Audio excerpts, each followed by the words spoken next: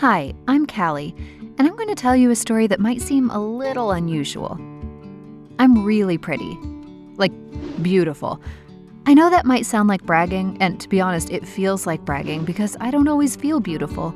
But enough people have told me I am that I've come to believe that is how most people perceive me. The attention I got from my appearance started when I was a baby. People would tell my mom, "Oh, you have such a beautiful baby. You should enter her in contests." Pretty normal, right? I mean, people love babies. But it continued when I was a toddler. A modeling agent approached my mom in a restaurant when I was 3 to see if she could sign me. My mom said no. 3 was too young, she thought. But the attention didn't stop as I grew older. And eventually, my mom was asking me if I would consider a career in modeling or acting. By that time, I was starting to feel really self-conscious. People commented on my looks so much. I hadn't even hit puberty yet, and I was already getting catcalled on the street. I loved math and science, but nobody seemed to care that I was good at those things. Most adults I interacted with commented on how I'd be beating the boys away with sticks soon, or how I'd have no trouble finding a husband. When I was 13, I started a YouTube channel dedicated to robotics, one of my greatest loves.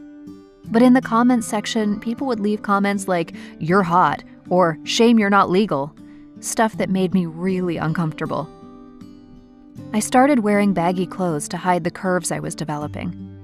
I kept my textbooks over my chest in the hallways at school. I started getting so anxious about when the next unwanted comment would come that I would spend breaks between classes in the restroom throwing up. I started showing up late for class so I didn't have to walk through the halls when there was a crowd. And the other problem with being too pretty? People don't like you. Other girls think you're full of yourself.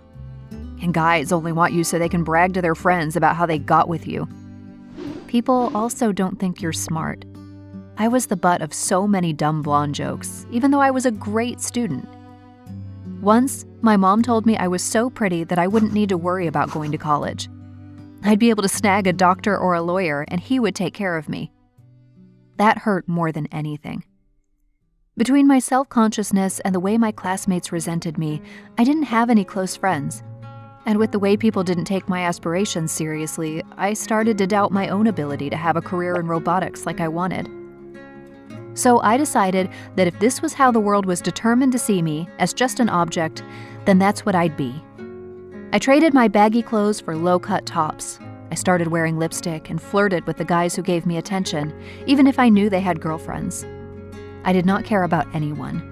I'd gossip about the other girls who I knew had been gossiping about me for years. I stopped trying in my classes. A couple of teachers noticed, but I blew them off when they tried to talk to me. I wasn't sure if this made me happy, but I kept doing it, perhaps because I was so tired of proving my real self to others. I didn't stop. For homecoming, I wore the sexiest dress I could find. A chaperone told me I'd violated the dress code and handed me a sweater to cover up. Everyone looked at me and I could tell they were shocked. Perhaps for 2 main reasons. 1, this doesn't look like me because that's not my style. And second, well, because I looked very attractive. However, twinges of my old self-consciousness resurfaced. Then a guy walked by and pinched my backside. That was the last straw. I couldn't take it any longer. I started to cry uncontrollably. People began to stare at me, some of them snickering and whispering to each other. "What are you looking at?" I screamed at them. "Stop staring at me!" I couldn't stop myself. I felt so hurt and confused and alone. I fled the dance and went out to my car. My hands were shaking so badly I was lucky I made it home in one piece. I locked myself in my room and refused to come out. It's not like I could ever go back to school after the scene I'd made. On Monday, I had to go to school as my dad requested. I was so nervous I threw up before school. But I had a meeting with the counselor, who was really nice.